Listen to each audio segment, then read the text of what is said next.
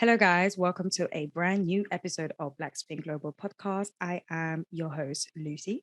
And I'm Eugene. And welcome to a brand new episode. Eugene, how are you doing? I'm how are you feeling this Sunday evening? I'm very good. Thanks, Lucy. Yep. We're obviously now at the end of the US Open, sadly. So it's always sad. I mean, the final Grand Slam is like done because it's like now you have to wait for next year for Australia. But no, it's been good. Like I've really enjoyed it, and obviously that's what we're going to focus on for most of the show. So looking forward to getting into it. How are you though? I'm good.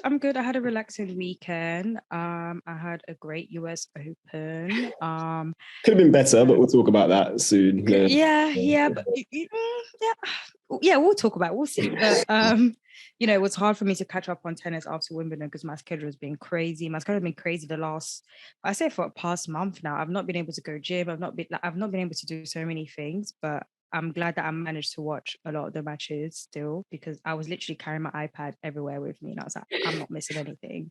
Yeah. So yeah, I've been good. And we are here to just talk about this bloody US Open. You sure are. Which, before we crack on, I think US Open is really like, it's starting to become my favorite slam. I'm not going to lie. Oh, really? I feel like the last couple years I've really been enjoying, like I feel like a lot of my favorite matches, I don't know, maybe because it's the last slam of the year, the players are just giving their all. But the last 5 years, especially the last at least 3 years, it's been really good. Because I'm trying to think back to our first episode when we spoke about like our favorite slams. I'm pretty sure you said US was up there. Did I say US Open? I know I did. Because I was like, yeah, obviously we love Wimbledon because it's like our home slam. But for me, I said US Open. Do you know what it is? Because I always put Wimbledon. But more because, like you said, it's our home slam. And, people always talk so highly of Wimbledon and to a point where you feel. But when you actually put everything together, when it comes to the level from the players, the entertainment, even the atmosphere and everything, I think is now becoming, or before I never used to really say it, but now it's just like, if someone asks me, oh, what's your favorite slam? The amount of times I'm fighting myself to not say US Open when I should say US Open is kind of crazy, but yeah. Now you're going to say it with your chest. now I think I'm ready to say it with my chest. Maybe once we have another black player winning. Soon come. It's coming. It's coming. It's happening. It's coming. Facts. But no, I think that's a great way to segue like into obviously our guy that got so close, Mr. Francis Tiafoe, big foe. Mr. Francis Tiafoe. Man, what a run! He had Giron. That's it, Marcus Giron. So his compatriot, Giron. And that was Giron, straight sets win. Second round was Kubler again, straight sets, and then the third round, that's where it got tricky because that was a seed, and obviously Tiafoe was the 22nd seed this year. But yeah, in the third round he played Diego Schwartzman, who was the 14th seed. Again, straight sets. And that was on Louis Armstrong, I want to say. So that was his first match on Louis Armstrong, whereas before he played on, I think it was court 17, which is like not one of the show courts, but it's a nice court, but it's not a show court. Whereas Louis Armstrong is, and obviously Arthur Ashe. And then after that, it was literally Arthur Ashe throughout for the rest of the tournament for him. Rightfully so. Facts. So in that fourth round match, it was the one and only Rafa. Grandpa Nadal. Hey, listen, let's put some respect on Nadal's name. Hey, no. Of course, I am. But like we said it on the pod that, come on. You said it. Come on. You said he said it. So now it's you. No, but I'm saying you were saying how like, because I remember someone saying as well, I don't think he's gonna win. So now I own that and I stand by that. But you were like, even like, come. I was like, that's Rafa Nadal. What are you talking about? Yeah, true. So I was still right though. But but no, Tiafoe, he did his thing. So that was the first match where he dropped a set. So he ended up winning in four sets. And I don't know about you, Lucy, but going into that match, because obviously I'd watched all of his matches before, so the previous 3 rounds that he played, I was very confident like about his level. 100%. Especially the way he beat Schwartzman, because Schwartzman's a tricky player and he's someone he's lost to before in the past. And also being a Grand Slam, like the pressure's different on an American when you're playing at the US Open. Do you get me? So he dealt with that so well. And yeah, I just had a feeling going into that Nadal match that, yeah, I think this is his time to really have his moment. No, I agree. And he proved it. Like, won the first set, Nadal won the second set. Again, I was still confident. Like, same. And he then went on to win the next two. So remember, I even said that he was my first pick for him to actually win the thing, because I just felt like his energy was just different going into the US Open. And even in a Nadal match, I actually said he was going to win in 4 sets. I remember saying that. I was like, he's going to win in 4 sets. I was like, either he wins in 4 sets or Nadal beats him in 5 sets. I did not think it would be easy for Nadal to beat Tiafoe at all, because the thing is as well is that just like Serena, as they about to play the big legendary players, these other players are coming in with different smoke. Do you get what I mean? And especially, I mean, they're not like, I mean, they're still great, like the Nadal and Serena, of course. Like, it's still very tough for them, for the other players to play against them. But their level is definitely not the same as it was 10 and 5 years ago, even, because obviously, which makes sense, like Nadal's at what, 37 or whatever age he is, 36, and he was slightly injured as well, so they don't have that same thing. So of course Tiafoe just went in there like, listen, Arthur Ashe, Labor Day, I need to do this properly. So and he did. So I had a lot of faith in him. I literally said it. I was like, I see him winning this in 4 sets, or Nadal winning in 5 sets. And I was so the way I shined in my house, thank God it was on 11:30 p.m. If not, my housemates would have been like, what the fuck, girl? But I was so happy. Like, it was crazy. Like, even him at the end, he couldn't believe it. Like, he was just like the way he was and the way everyone, my timeline on Twitter was crazy. The way we were just going, it was insane. And I was starting to see a lot more people talking about him who were not even like thinking to, I think his following went up like 50K after that Nadal I saw you tweeted about that. Yeah, someone tweeted it.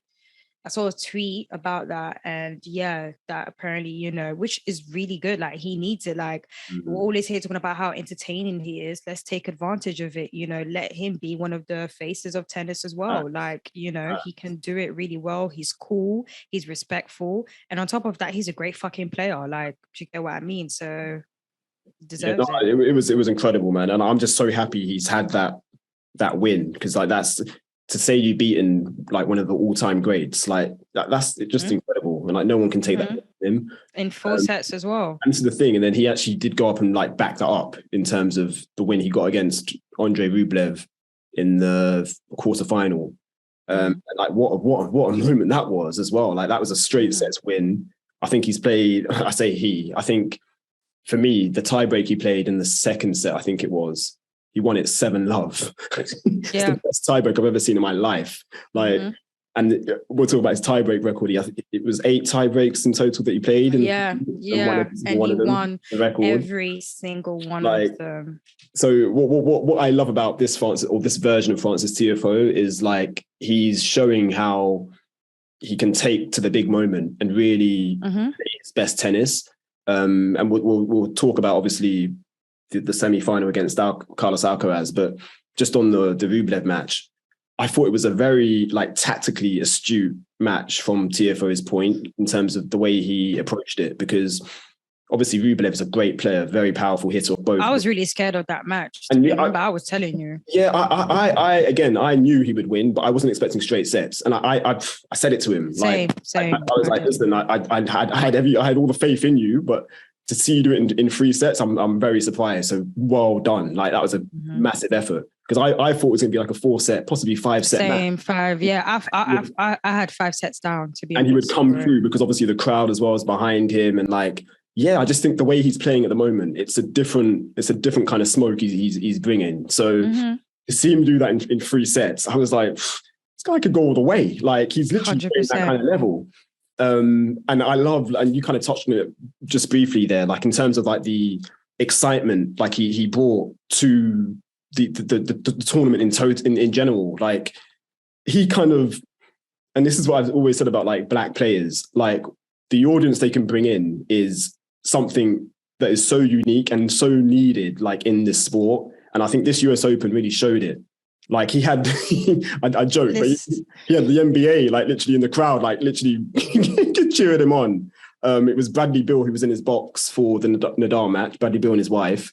And then for the Rublev match, it was Bradley Beal and Contavious Caldwell-Pope, who plays for the Washington Wizards.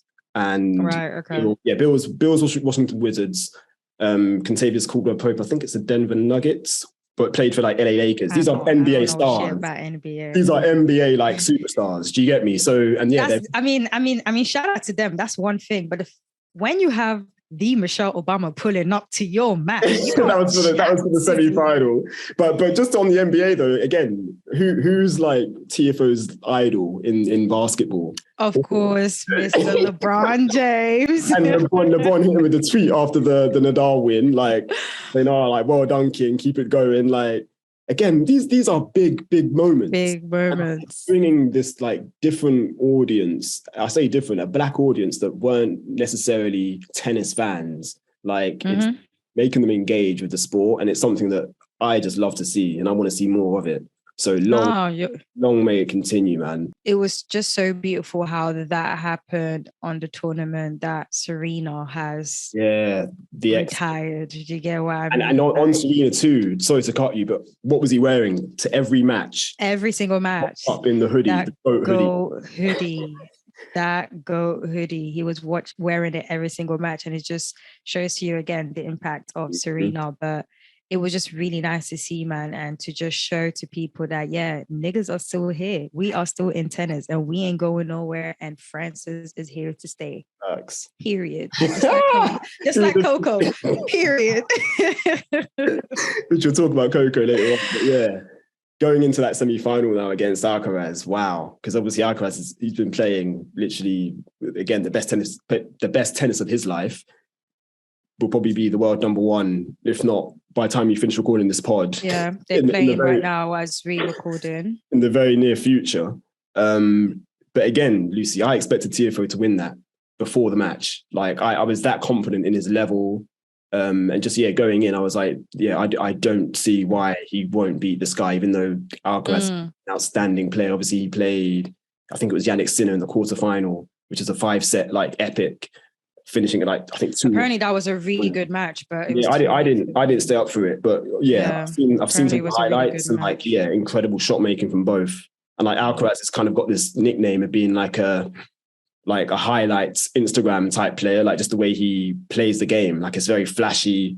The guy is a serious player. He is a serious player. No, he's definitely been one of my favorite players this season. Hence why I don't want to, because obviously Tiafoe lost to him, but I won't be too mad if he wins this slam. I feel like he really deserves it. He had a great season. You know, he beat Nadal. I mean, he beat 2 of the big 3s already. Back to back as well. Back. Novak and Nadal. I think it was in Novak and Nadal. Yeah, in Madrid, and then he won that same thing. Like I feel like he really does deserve it. Another person who I'm very excited about in terms of only 19 too. And in terms of the new generation of tennis, he's 100% someone that I'm very happy to see. Yeah. But that match was, we need to talk about that match point that Tiafoe saved, first of all. Very reminiscent of like Serena, like I thought. That was insane. That shot was crazy. Yeah. It was absolutely crazy. Like you're talking about the drop shot. Drop shot? Yeah. That match point say? No, hold on a minute. Even after that, he was looking at the crowd like, yeah, it's me again. I'm like, no, it was special. It was very special. And again, gosh. I think he used the crowd in that match really well. Like, because he took the first set, obviously in a tiebreak, which was tight. And then in the second and third set, I'm not gonna lie, I was worried because I thought, oh wow, he's fed away here. Like So this, especially after the first set, it just went. That's what I'm saying. Like, I feel like his first serve during that match compared to all of these other matches, his first serve kind of like way down. I don't know. I don't know if it was the pressure or the fatigue, or I don't know what it was. But yeah, but it's weird because his first serves were like kind of, but then they were still strong. He was still coming, hitting 137 miles per hour, 136 miles per hour when the good ones and stuff. If I'm correct, he did shoot. I think he did do a lot. I can't remember if he did more aces than Carlos or not, but either way, match. Yeah, I'm pretty confident he did. I think he did. Yeah, I think he did. He served during the US Open was just incredible. Honestly, although watching the Rublev match, I think it was Jim Courier who was the commentator. He was saying how his second serve, Francis's second serve, is among the slowest amongst the lot. I think it was the last day in the tournament.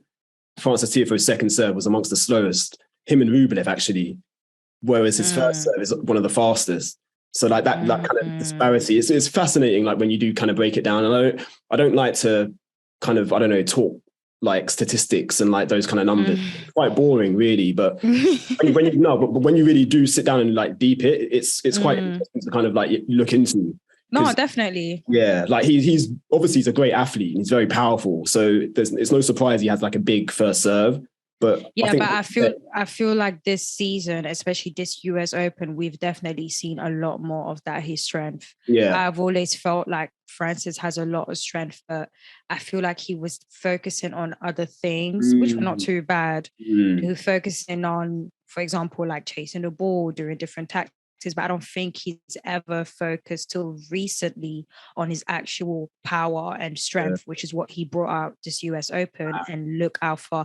I mean, he's first served this US Open till probably the Rublev or Carlos's match. It was a bit but before that, I couldn't believe my eyes. And to be fair, it kind of started from Wimbledon, to be honest. Wimbledon, like he's first served during Wimbledon. There was one match, I can't remember who, I think it was like his third round or second round.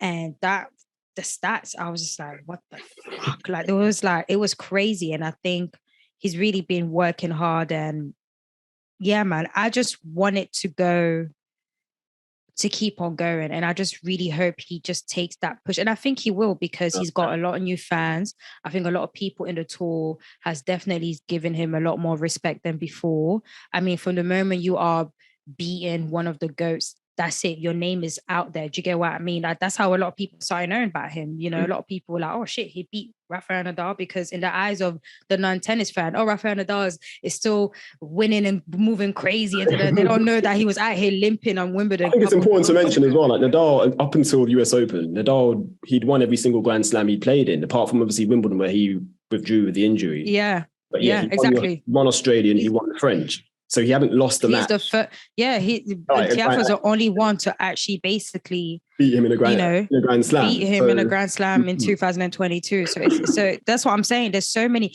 First of all, no. Let's give the accolades. Oh, come. Let's give the accolades properly. Okay. Mic check. Okay, cool. So in this US Open 2022, Francis Tiafoe from Sierra Leone. Right. Francis Tiafoe beat 3 top 20 players, including Rafael Nadal, in 4 sets. He's the first Black American man to reach the US Open semi-final since 1972. R.I.P. Arthur Ashe. First American man to reach the US Open semi-final since 2006. And he also has a new men's record of 8 tie breaks won at the US Open. Mad. Like, honestly, if you're not going to win a slam, this is one of, like, you can do at least so many of these things. There's so many people they've lost and they've not done anything special and then went back home. He's accomplished so many things, and I know this loss was hurtful for him and his team and everything, but listen, or you can just be sad about it for one day, Tiafoe, but tomorrow just put your heads up high. Be proud of yourself. Like, honestly, you've had an incredible season with so many people chatting absolute shit. And I know now people are waking up and seeing what we've been seeing as well. Do you get what I mean? Talk that talk. And also, I think it's important to mention the ranking. So he's had a new career high now.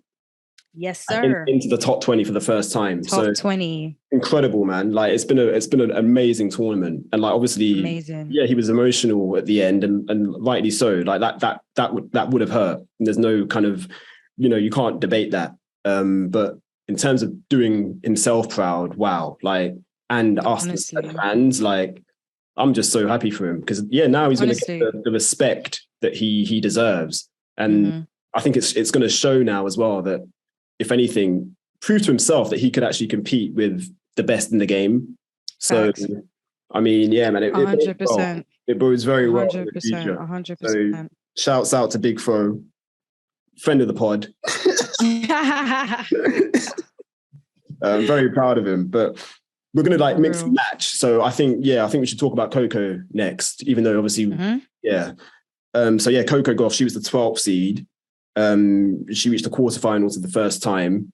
That's a huge crazy from an 18-year-old. She lost to the informed Frenchwoman Caroline Garcia in the quarterfinal, and that was a straight sets defeat. But I want to talk about Coco's run in terms of the matches where she impressed me anyway. So the match against Madison Keys, and I think it was a third round match, straight sets win for Coco, 6-2, 6-3. Just thought it was such a mature, for me, it felt like Madison Keys was the younger player, just the way Coco handled the whole occasion. Again, on Ash, she played all her singles matches on Arthur Ashe. Rightfully so. It's just this girl's a superstar, in the making.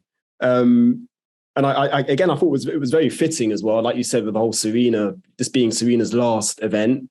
The fact that we've got someone, and I'm not putting that kind of level of expectation on Coco Gauff, but all of the kind of statistics and her matches, her kind of young history so far, it shows she's destined for some pretty big things in the game. I'm not saying she's going to win 23 Grand Slams, but I'm just saying she's going to be around for a long time, winning some big tournaments. And it was just, it felt very special to kind of see her kind of live up to her name and the seeding and her ranking, at this event. She did not disappoint at all. And I thought, she just performed admirably, considering all the circumstances. And again, she can be very proud of her efforts because, I think it was a very good tournament for her. She's also now at a career high.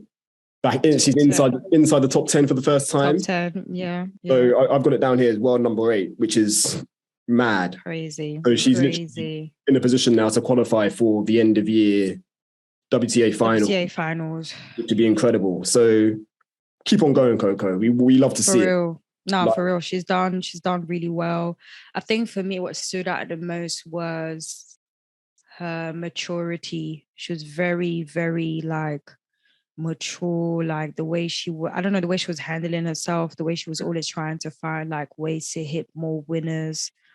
And just her being an all-round player, taking advantage of the crowd as well. She was she didn't, I feel all the other time she'd been in the US Open, you could see that little nerve in her. And I think this tournament, she definitely did her absolute best to hide it from her opponents. Because I felt that was the one thing that Coco wasn't too good at, because the second your opponent can see that you're cracking, they're going to take advantage of that and just do whatever. And I think that's what kind of happened as well when she was playing against Garcia. I think Garcia definitely, first of all, I need him to test Garcia. Stop it. Something ain't right. Jabor set the record straight on. Yo, true. But bruh, the way she was playing against Coco was just, it was not making sense. It was crazy. But one of the things is that I did see some little moments where when she was just but she was trying, she was fighting it. So she did, I feel once she hit that maturity, it's just different. But again, no one can take away the things she's done this season, especially for an 18-year-old anyway. So, this was her first time reaching the quarterfinals US Open, right? Yeah, exactly. I think only her third appearance, as in at the US Open. It's just mad.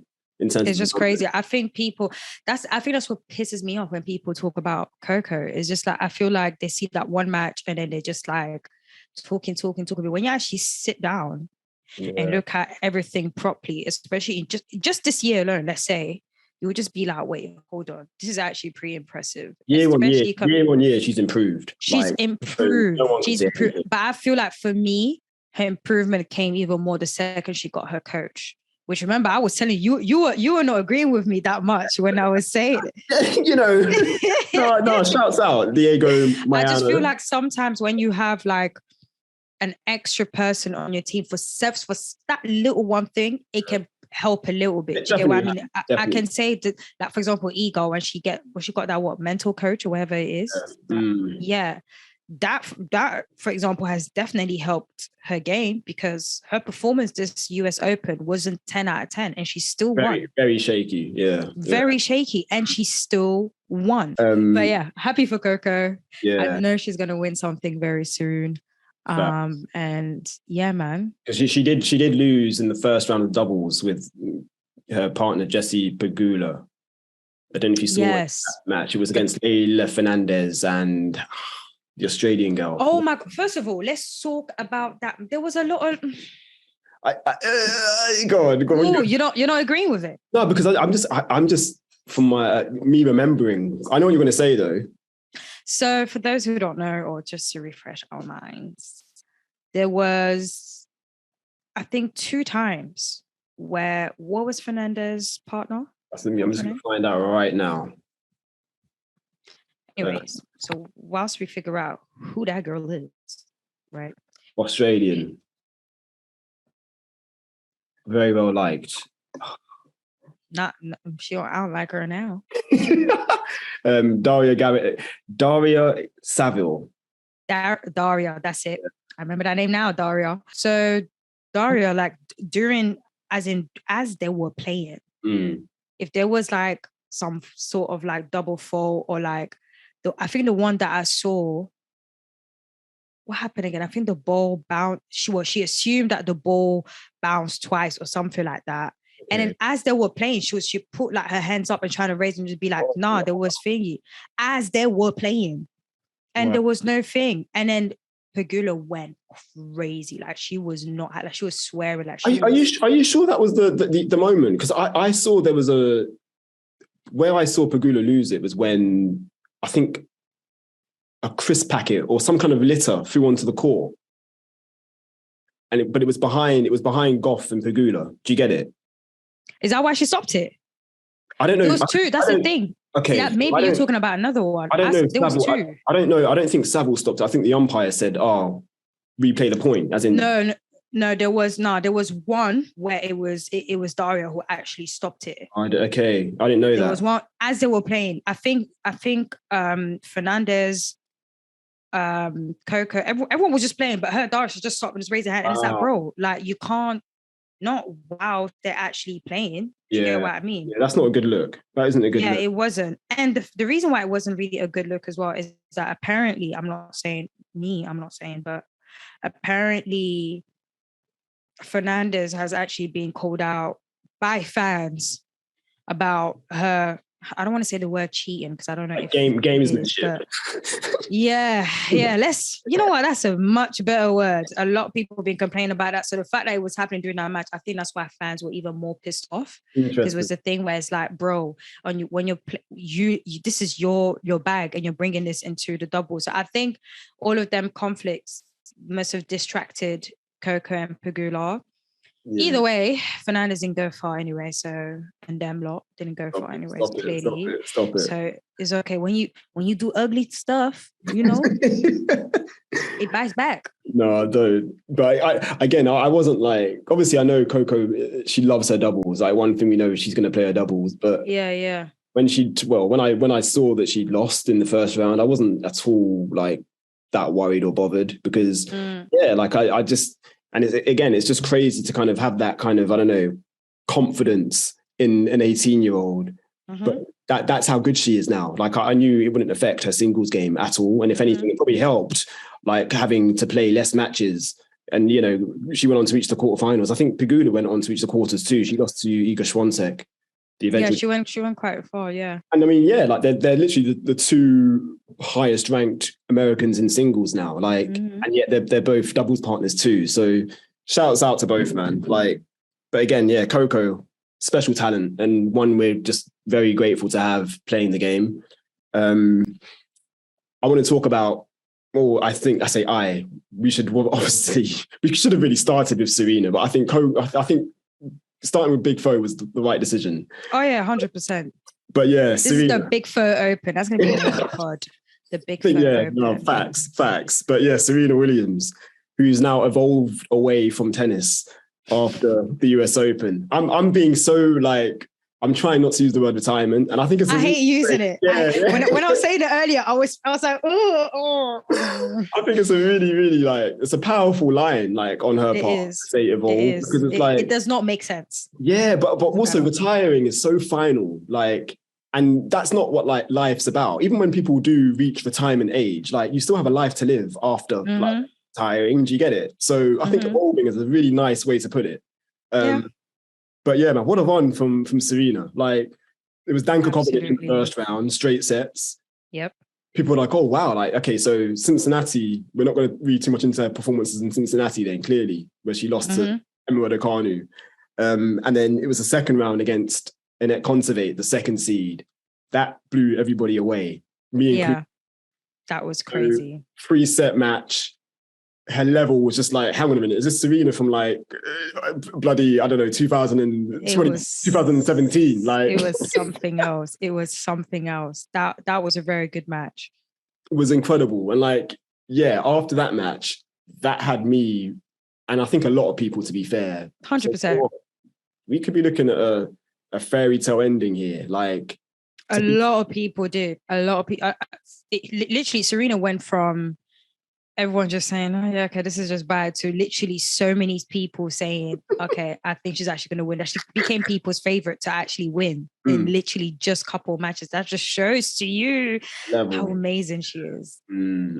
So it was a nice kind of, moment. And obviously she had the kind of ceremony after the first round match where they had, it was really nice. And, the kind of nice send-off, I guess. I wasn't too sure about, like, at first, like watching, I thought, oh, is this right to have while she's still in the tournament? Like, surely have this when she's lost. But then, you know what, I thought. But the thing is that when Serena loses, she wants to get the fuck out of it. You get what I mean? And I feel like it's a little bit more. I don't know. Do you know what? I'm kind of glad they did it that time. No, it made sense, definitely. To be honest, and I wish. Do you know what? I wish they did. Kind of what, like, actually no, let me take that back. I was gonna say I wish they did like what French Open did for Tsonga, Joe Wilfred. Yeah, but then Serena don't fuck with all of these people. So nah, let me take that back. Rightfully so, you know. So it is what it is. You're taking me back to our interview with the Jenkins brothers, Jameer famous line. But anyway, man, Serena had us all believing, and like, it was really nice to see, like, the fact that, because we've said it before as well. I think we said it on the last pod with Sharisha, shouts out, like, she's not comfortable with the idea of not playing tennis anymore. Like, she loves sport so much, and I think again this tournament it demonstrated that, like, she still has a real, like, burning desire to, like, play professional tennis. And why wouldn't that, like, be the case? Like, she's a bloody 23-time Grand Slam champion, like, the best to ever do it, the GOAT, undisputed, man or woman. No one can say a thing. Anyway, we need them Jamaican horns for this pod. But yeah, the third round against Alja Tomljanovic, like, man, I think that was her longest match at the US Open. It was her longest match at the US Open, and I'm so gutted. I was at her wedding. Oh, of course, yeah. So how were you keeping track of everything? Luckily, obviously, it was a night thing, so it started around like midnight, and the wedding ended at like 1. But like, I was using my phone and stuff, but it was really annoying. I hate the fact that that's how I watched the last Serena match. Yeah. But it's my friend's wedding. Shout out to my friend, I guess. But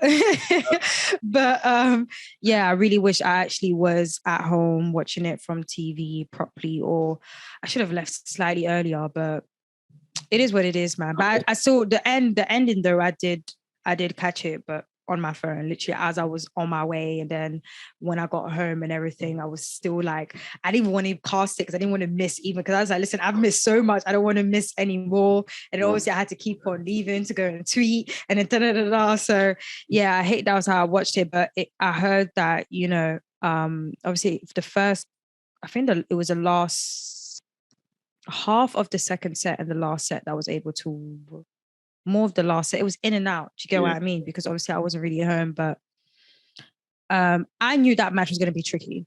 Really? I had a feeling. I think that's the best I've ever seen her play. And I don't really watch a lot of that. But like, I think she even said that she hasn't played, that's the best match she's played. Nigga, that's a comment that you hear from a lot of these women who beat Serena Williams. That's the best match ever. I don't have, so like, what did you do different? They will be here. What did you do different with this match? I don't know. I really don't know what happened there. I can't, and then you never see that level again. Stop it. No, and do you know what? Do you know what? She did back it up though, because she did win her next match. I forgot who she played. She played a decent Samsonova. She played Samsonova, who's a good player. I don't care who she played. All I'm saying is we are not going to see that level, that exact same level again. And you know this. But do you know what?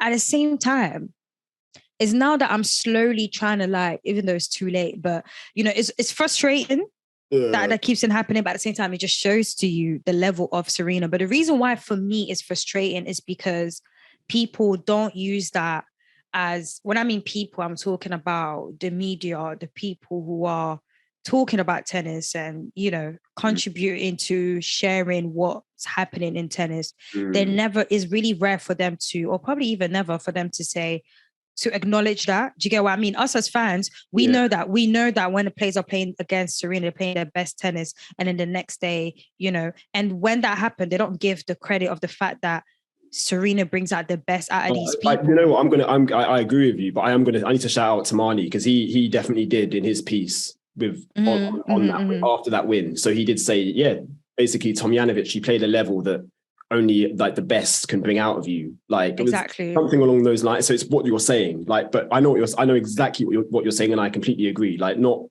enough is made of that in terms of exactly. Except the fans, of course. This is what I'm saying. So no, it's a good point you make, 100%. But I think we should give credit to Tomljanovic though, because I think she was very classy. Like at the end, like she was, the whole crowd were rooting for Serena, obviously, and quite rightly so.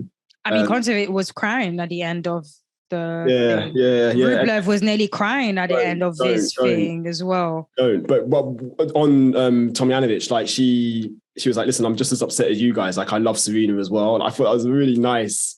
And it was genuine. Like I don't think she was saying that to kind of please the crowd. Like I think that was a kind of statement on her part. So shouts out to her. But yeah, she did lose in the end, I think in the quarterfinals was it the quarterfinals or it was the quarterfinals she lost in the end. But yeah, man, Serena, what a run. Like what a career. Really. What a career. Like, I mean, we'll be doing a special pod on Serena. So be just, hang on. Like it's coming. So we want to get contributions from like listeners and like followers as well. So that's something we're working on, and we will put out like before the end of the season. So keep an eye out for that. But yeah, did you watch any of the Venus Serena doubles? Did you see any of that? Because they lost in the first round, but that was the first time they played doubles at the US Open since 2016. That was late, right? Yeah, it was exactly. I fell asleep. Oh yeah, I mean, I was tired. I'm so sorry, Queen. They lost in straight sets. Right to say stuff. Yeah, I remember it was pretty late, and I was really trying to stay up, but I literally fell asleep. It was the first night match on Arthur Ashe. I think it was the first time in like the tournament's history that they've had a doubles match or first round doubles match played. Yeah, on Arthur Ashe, yeah. I mean, which just shows, and rightly so, it's like the two queens of like tennis in terms of Venus and Serena. Like, it was incredible to see that, and some really nice pictures like came from that kind of whole occasion. I want to shout out Venus as well, because she did lose in the first round. Yeah, Venus is making her 91st Grand Slam main draw appearance, which is an open era record. So yeah, that's 10 more than Roger Federer and Serena. Two icons of the sport. Like, and Venus, she's not talking about evolving away from tennis anytime soon. Like, she's still here, she's still playing. Listen, she is not going anywhere now. I did see she was saying that she wanted to maybe try and convince Serena to play doubles with her, which would be cool. But I can't see that happening. But I don't know, man. I think Serena's on like basically having a family, like basically creating a family. Like, she wants more kids. I think she is, but I think after the US Open, she was probably like, maybe. She did, although she did say, did you see after the Tomljanovic match about, I think a journalist said, are you sure this is it then? Like, we're not going to see you anymore. And she was like, well, I've always liked Australia. Yeah, see, that's what I'm saying. But then again, Serena, she has to play with our feelings. Yeah, I know. Yeah, exactly. So, because the fact that she even announced that she's done and retiring is already shocking. Like, I generally thought that she will not tell us. I thought it will be a thing where, she will just. And it's not unheard of. Like, players have announced their like retirement and come back. I mean, Kim. Yeah, Andrey Agassi as well. Yeah, like, so many. I mean, Barty. Yeah, of course. Yeah, although she's now retired, as in now she's current. But yeah, but you get what I mean. Like, I love her. She's the reason why I love tennis. So a side of me will always want to watch her play. But at the same time, it's like you need to close a chapter eventually. Do you get what I mean? And I have a very hard time, watching her, and I can see her fight, but it's not going her way. So it's like, it's okay. Yeah. Do you get what I mean? Do you get I mean, the thing is that at the end of the day, what has happened since she's given birth it doesn't take away what she's done. She's done a lot and plus more. And like we've said it so many times, we don't feel like anyone else anytime soon is going to do something like that. Like, literally the next person who holds the next active player that holds the most record at the moment is her sister.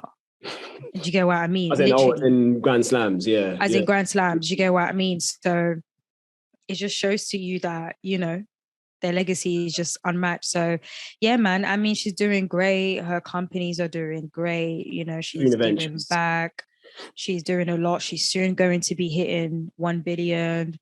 And she can finally have that family that her daughter wants so bad. It is what it is. So thank you for everything, Serena. Honestly, it's just indeed.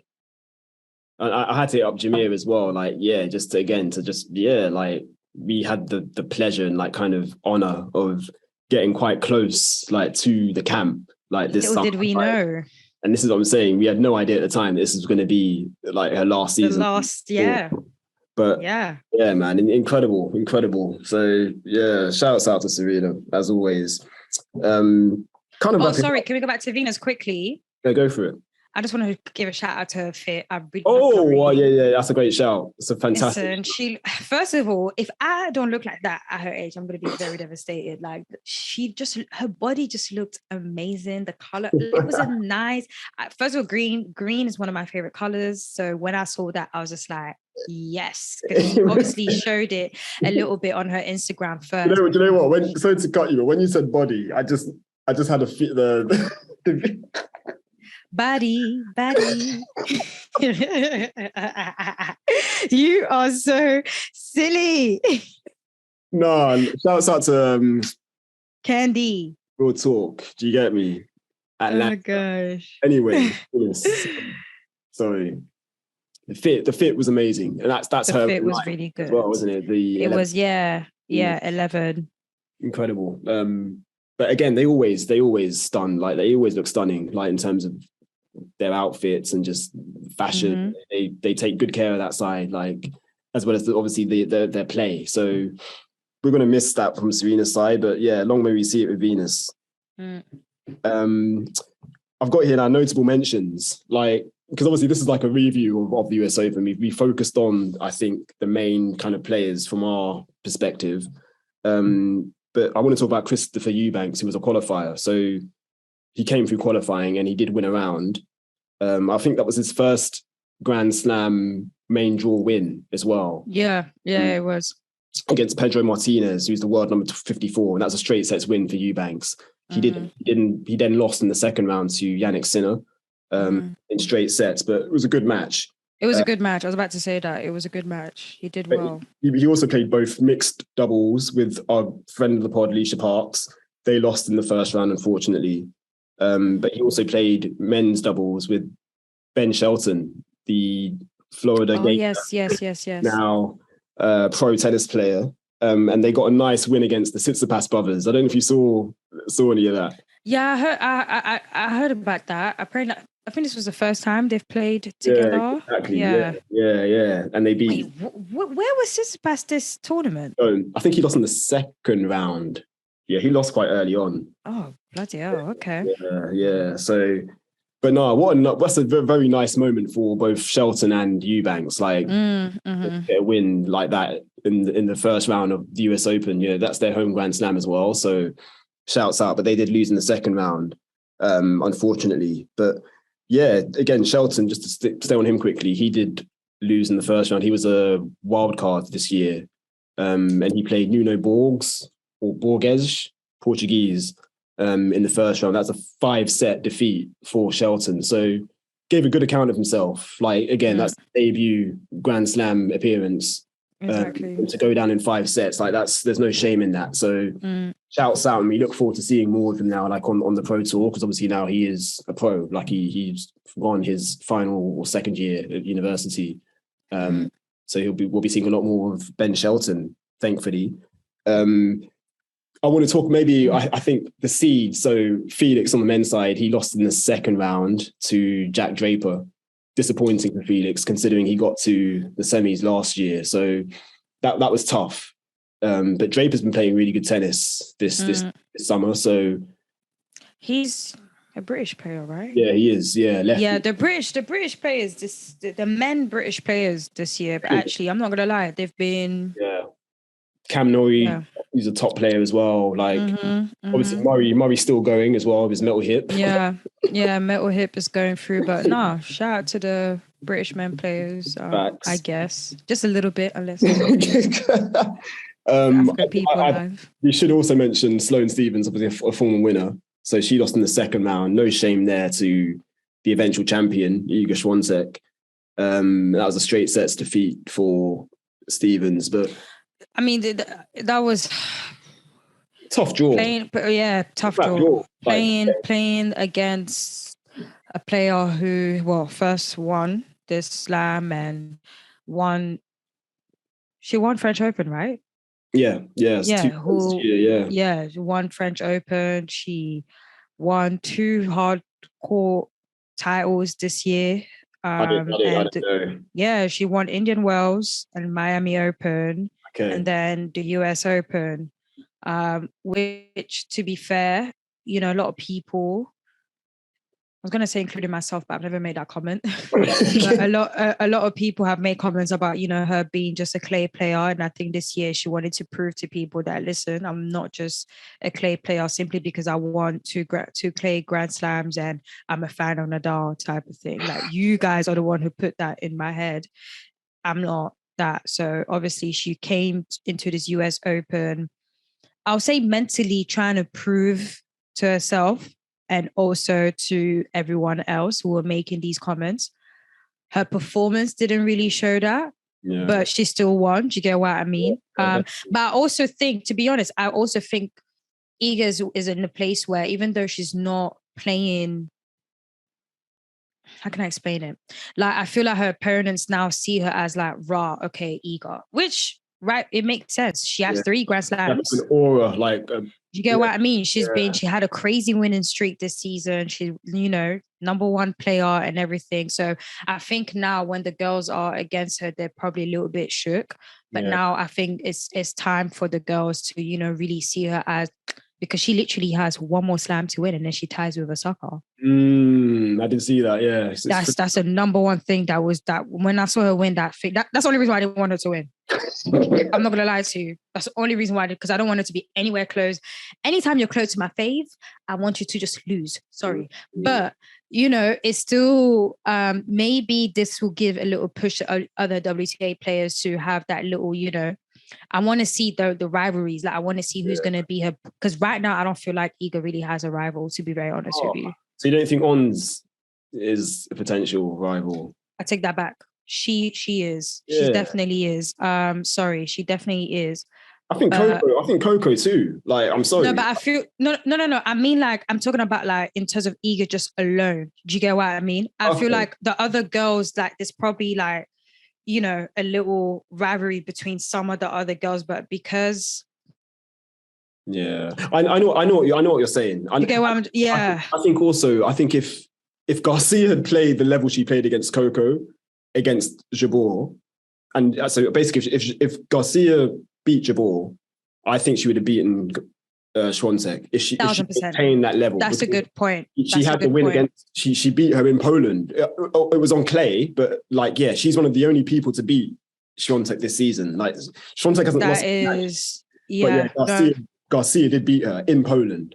So that's true. That's a very good point. I hear what you're saying about Świątek. Like, she's now kind of developing this kind of, and rightly so. She's the world number 1. She's three-time Grand Slam champion. Like, so she has the kind of game to kind of back that up as well. But she's beatable. Like, she is, and this. No, she's 100%. She was beatable this US Open.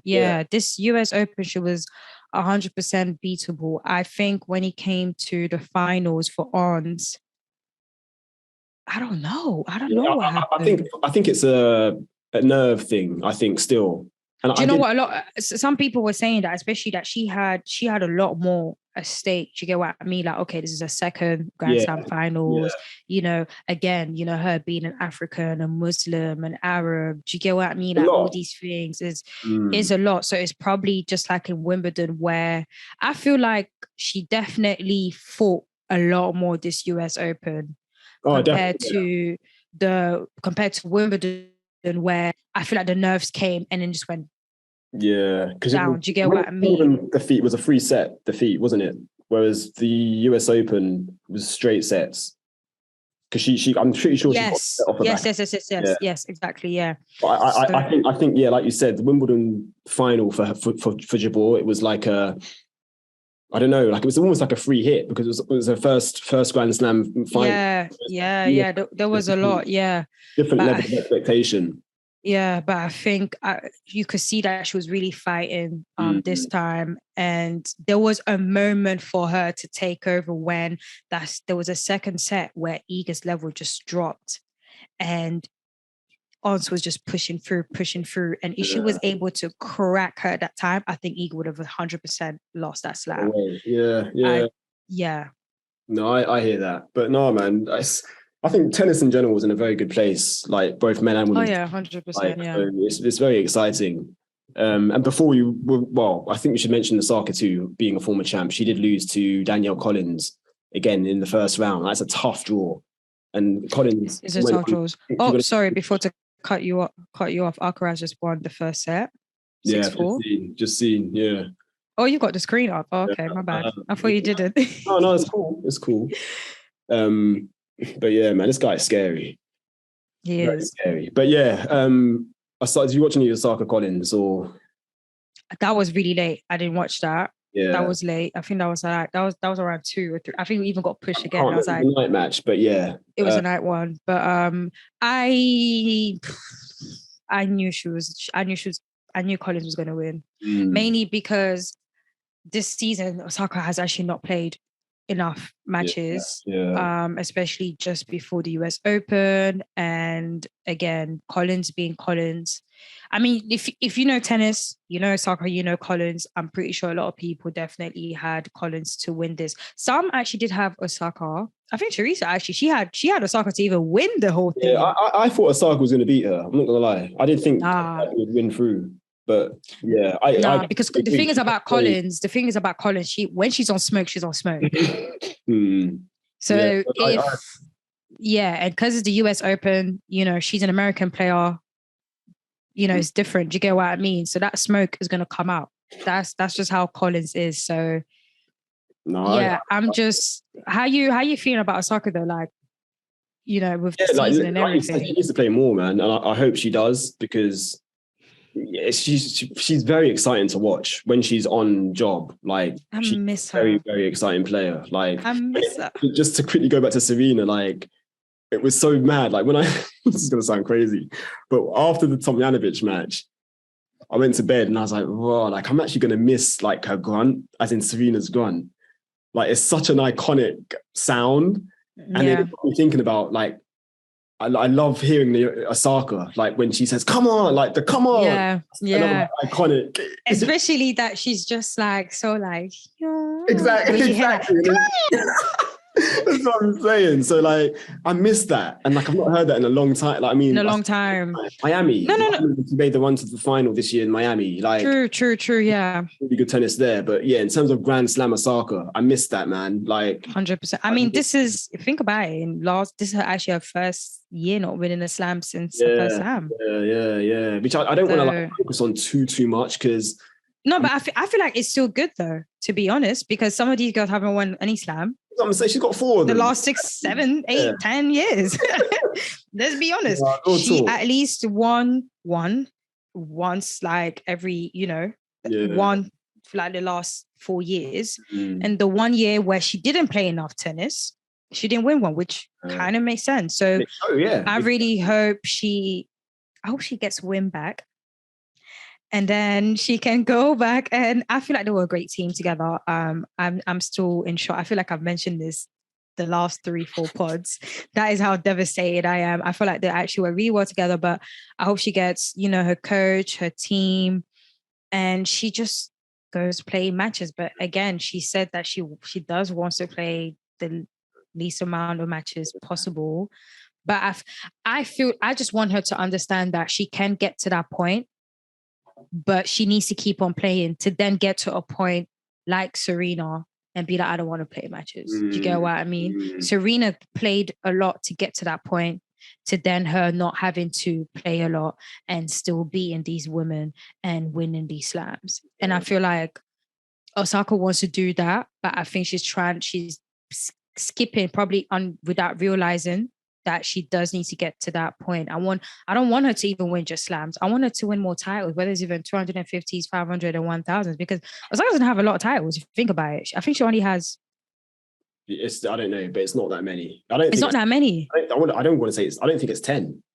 No, it's not. No, I don't even think it's nowhere near. As in she overall, doesn't have. Yeah. Oh, overall, yeah. No. Overall, no. But I would love to see her win the titles and then going into slams and winning the slams as well. And then in a couple of years, she can be in a position where she's like, okay, I'm gonna play a little. She can get to that point, but in my honest opinion, she will definitely need to play a little bit more now, especially that, with the state of WTA where the girls are competing, they're fighting, they want to get there, whether it's the new gen, old gen, middle gen, whatever it is. So yeah, and I just hope she does that in 2023, to be honest. Oh, they hitting. I think it's a nice transition as well. The juniors, quickly before we wrap up. Canada's Victoria Mbuko, she reached the semi-finals, did lose in the end to the eventual champion, Alex Ela. So she's from Manny Pacquiao's country. He was tweeting about her. Manny Pacquiao, the boxer. So yes. She's from the Philippines. Yes. And I want to say that she's the first Grand Slam champion from the Philippines. From the Philippines, yes. I saw that. Yeah. True. So good shouts out to Ela, but shout out to Asia. Again, good run from Mboko to reach the semi-finals. Claire V, the American, she reached the quarterfinals along with the Brit. Reina Akua Stoiber. So they both got to the quarterfinals. And I did actually see Stoiber. She was at the Tiafoe match. It was funny because before the match started, they were like just showing the crowd, like walking into the stadium. And literally I saw her walk down, like she was walking down that to is so funny. coach, which I love to see. Like obviously everyone wants to see Big Francis, Big Foe. So yeah, good to see these juniors like going deep in the junior slam as well. But yeah, let's talk about doubles. Taylor Townsend, US Open 2022 women's doubles runner-up with Cathy McNally. Incredible run in terms of like when you kind of crazy think about what she's been through and like her comeback after, coming back from maternity leave. What she's been through before she went on thing, and then she gave birth, and she deserved it, man. I really wish she they were really close. I mean, they won the first set, the second set, they were ahead. But to be honest, I did not know. The thing is, at first I was a bit not frustrated, I was just a little bit sad. But when I was hearing who they were playing against with, they played against, it was Serena Siniakova and Barbara Krejcikova. Yeah, and they've been playing. Like, I heard that they won Australian Open. Yeah, they won a lot. They didn't play French Open because one of them caught COVID, and then they won Wimbledon as well.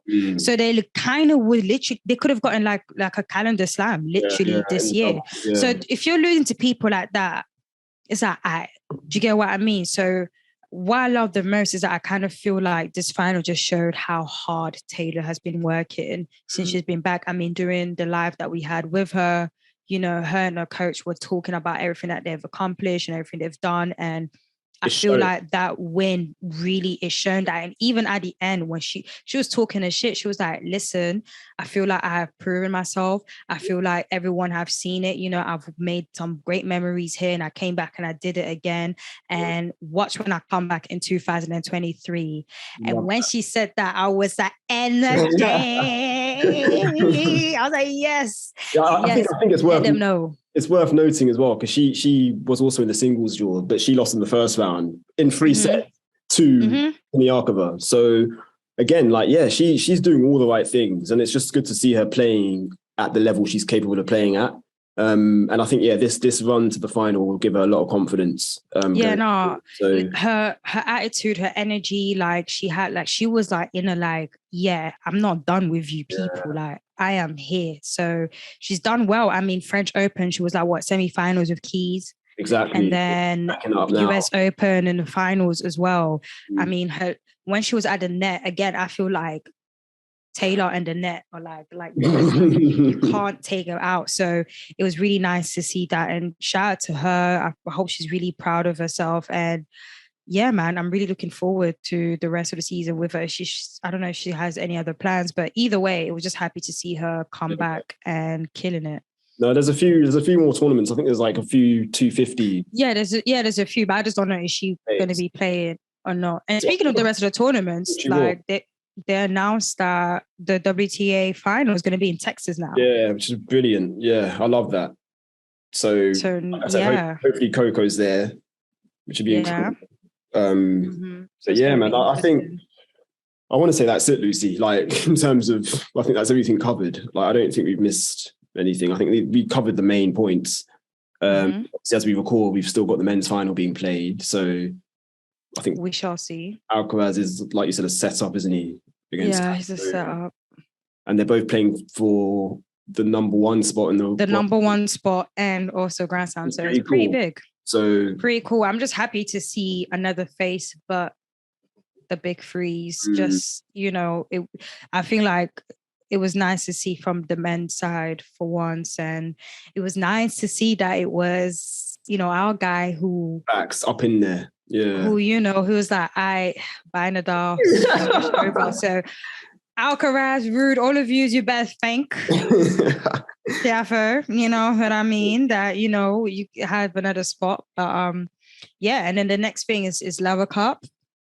Man, I don't really talk about Lever Cup, man. I'll be back, man. I don't think Federer's even going to play, I heard. I won't be surprised. I won't be surprised if both Federer and Nadal pull out. It'd just be Murray and Novak. Murray. How lonely is that? Oh gosh, the ticket sales are gonna go low if that happens, because that's what happens at US Open. Apparently, the ticket prices were crazy because of Serena, and then literally when she was out, it literally just gone down like. Although crazy. I think Francis did bring a lot of excitement as well. Like, yeah, no, definitely, because obviously he was American. Yeah. I know you're saying in terms of like the ticketing pricing. Yeah, I'm talking about the actual price of the ticket. Yeah, like literally, like it was crazy before, and then it literally just went. But no, man, it's been a great tournament. Like I think, just in terms I mean, US Open, it always gives you quality. Like I said, I feel like we're always the level of play in both draws, men and women. Like I think they really brought it this year. So. Yeah, man. I mean, I'm going to say it. We're going to be there next year, like God willing. Like God willing. So yeah, man. Until then, like we'll just obviously keep an eye from afar. But yeah, from afar, from the UK, we will be there. But yeah, Lucy, I think that's it. Unless you have anything else to add. No. Cool. I think we had a good run, good US Open, especially in terms of black spin. Like, you know, very, very good, man. Yeah, it was good. I'm really happy. Like we've had, especially that right before the US Open, things were looking tricky. Do you get what I mean? Like it was looking a bit mad. I'm not gonna lie. Like. But everything just came full circle in at the US Open. So shout out to all the black players, shout out to all the fans, shout out to tennis Twitter. It was another entertaining 2 weeks again. Tennis Twitter, god damn. No, but no. You know what you sound like? You sound like Will Smith when he's complaining about black Twitter. Oh, really? When you're like, tennis Twitter. That's how Will Smith looks at black Twitter. But yeah, man, and shout out to the black players. Like keep pushing. It's been good. We still got the couple little moments for the season, and good 2-3 months. Hopefully it'll go well. Indeed. Well, yeah, well said, Lucy. And yeah, guys, thanks for listening as always. And yeah, we look forward to catching you again very, very soon. So until then, take it easy and take care. Peace.